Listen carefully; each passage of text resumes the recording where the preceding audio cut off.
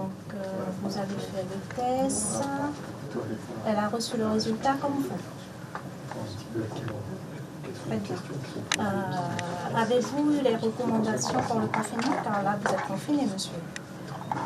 La plateforme Contact Tracing est une continuité des enquêtes épidémiologiques mises en place par l'assurance maladie de Guyane. Elle recense les personnes infectées par le coronavirus et toutes les éventuelles personnes avec lesquelles le patient aurait pu avoir des contacts rapprochés. Beaucoup de personnes nous font savoir qu'elles sont isolées et elles se sentent rassurées de recevoir nos appels et elles se sentent rassurées de recevoir tous les conseils qu'on leur donne et, afin de vivre ce confinement normalement.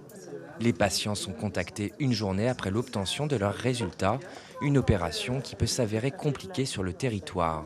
Bien souvent, les patients positifs, ils veulent bien nous donner le nom, le prénom, mais ils ne veulent pas nous donner les coordonnées téléphoniques. Alors, je vous avouerai, c'est un peu difficile, c'est un peu compliqué. Après, par tous les moyens, les canaux, on arrive plus ou moins à avoir les coordonnées, mais ça reste un peu compliqué de ce côté-là. Avec des gestes barrières pas toujours respectés et un couvre-feu repoussé, alors que le territoire est encore classé en zone orange, le contact tracing permet d'observer l'évolution du nombre d'infectés et d'adapter les mesures de confinement.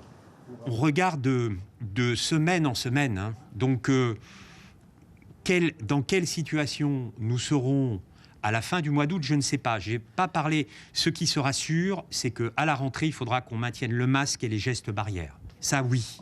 Et je pense pour un certain temps, de manière à éviter le rebond.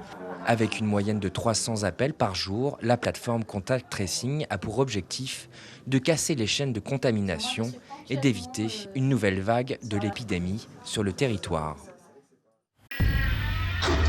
Suivez l'info sur Guyane la Première, télé, radio et Internet.